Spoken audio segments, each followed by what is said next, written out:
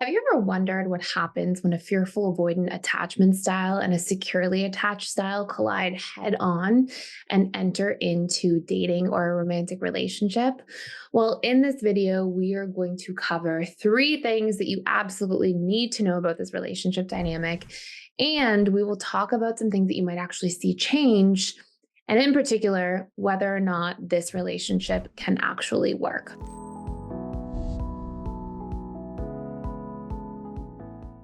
So, first and foremost, I think one of the biggest things you want to understand is that fearful avoidant attachment styles, they tend to have a big subconscious comfort zone around chaos.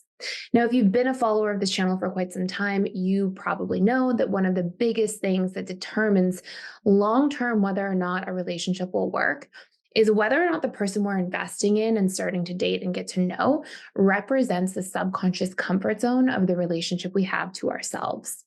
In other words, we are attracted to people who feel familiar. And if you take a securely attached person as an example, they tend to have a quite securely attached relationship to themselves. They prioritize their own feelings and needs in a healthy way.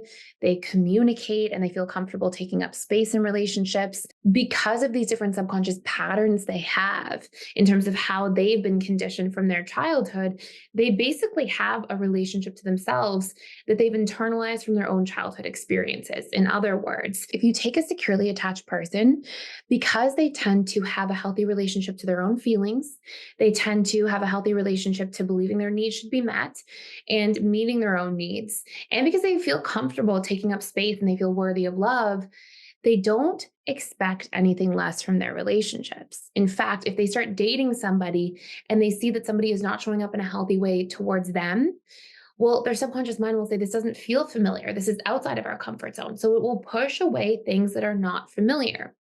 By the same token, if we take the really obvious example of the anxious attachment style, so somebody who is very anxious with everybody in their lives, and they're always people pleasing everybody else. Well, because they're always putting themselves last, because they're busy people pleasing others, they basically put their own feelings and needs and boundaries on the back burner. So their relationship to themselves is basically one that is avoidant. They are anxiously attached to others, but they are dismissively attached to themselves or avoidantly attached to themselves. And so they will tend to attract or be attracted to other avoidantly attached styles because their subconscious mind says, oh, this avoidance that I'm experiencing from this person, it feels familiar. And familiarity is a huge part of what our subconscious mind is attracted to because at the end of the day, the subconscious mind is survival wired. And what that means is that familiarity equals safety, which equals survival to your subconscious mind. And you have to remember that your subconscious mind is responsible for roughly 95 to 97% of your beliefs, your thoughts, emotions, actions, and choices, whereas your conscious mind is 3 to 5%. So if you've ever had the experience of going, I know I shouldn't be with this person, this relationship isn't healthy for me, it's not right, and yet you keep finding yourself going back, it's your conscious analytical mind, your logical rational mind that's able to say, and decipher, okay, this isn't right, this isn't healthy. And yet your subconscious mind is really the one running the show. So it will pull you back into that relationship if that person represents familiarity within the relationship to yourself. So, what does this mean? And how does this apply to the fearful, avoidant, and securely attached relationship? Well, number one, unless a fearful avoidant is becoming more and more secure in the relationship to themselves, they will actually not be attracted to a securely attached person long term. I can tell you from so much experience with clients that I've seen fearful avoidants over and over again say, I found the perfect person. They have all the traits and characteristics I'm looking for on paper. It started off well, but now I just don't feel a spark. What's going on? Or now I feel like I'm getting bored. Why is this happening? And oftentimes it's because the subconscious mind and that subconscious comfort zone for the fearful avoidant attachment style is that one of chaos. So stability, security, emotional availability, consistency, those things are basically the opposite, right? Fearful avoidants are wanting the chaos, the novelty, the ups and downs, the highs and lows, not because they consciously want it, but because subconsciously it's what they know, it's what's familiar. And again, that is what's driving attraction at the subconscious level.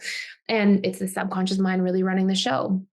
So, one of our first sort of caveats here that's so important to recognize is that unless a fearful avoidant attachment style starts becoming more and more secure in their relationship to themselves by reprogramming core wounds, by learning to meet their own needs, by having an inner sense of stability in their relationship to themselves, treating their emotions and their needs consistently like they matter, unless you do that work and start healing that within you, it is very likely that you will reject securely attached people, unfortunately, for reasons that don't seem to make sense to you. And it's because they're not coming from a logical space consciously, they're coming from your programs of your past experiences in childhood.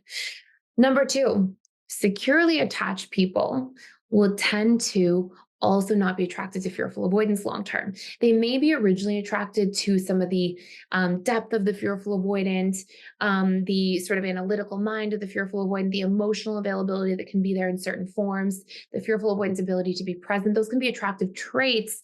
But as soon as the chaos starts to ensue, that goes against the securely attached person's subconscious mind. So the securely attached person will say, wait, this doesn't feel comfortable and safe and familiar. This feels chaotic. And their subconscious comfort zone in the relationship to themselves is one of secure attachment, of consistency, of emotional availability, of not being in a space of highs and lows. And so they may actually come to sort of push away the fearful avoidant as well.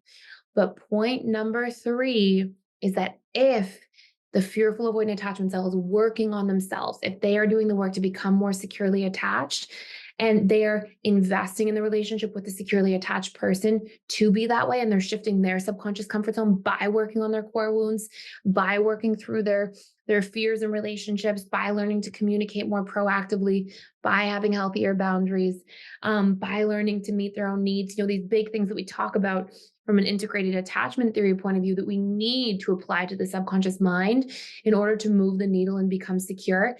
If the fearful avoidant is doing that, this relationship can work. And it can work in a way that empowers the fearful avoidant attachment style long term, because, of course, they have a healthy partner to sort of bounce things off of, but also because in this relationship dynamic, it is a requirement for the fearful avoidant to become more and more secure and to do that inner work and self-healing in order to see the needle move. So we can have really beautiful outcomes from this relationship if the fearful avoidant will take care of that sort of inner dynamic and sort of recondition that subconscious comfort zone so that they are secure in relationship to self, which promotes being attracted to secure relationships with others. If you are a fearful avoidant and you want to do a deep dive into this, you can actually check out the Fearful Avoidant Reprogramming course. It gives you all the steps and tools for how to become securely attached by engaging the subconscious mind in the process, which is how we move the needle the fastest and in the most profound and long-lasting way. We have to engage the subconscious mind in our healing to see results. I will put a link to that for free for 7 days using the link in the description box below. And if you have more questions about this, or you want to see more content about what happens when different attachment styles date securely attached people, please let me know in the comments below. And if you haven't already, please consider subscribing to this channel. I would love to have you here as a part of our community.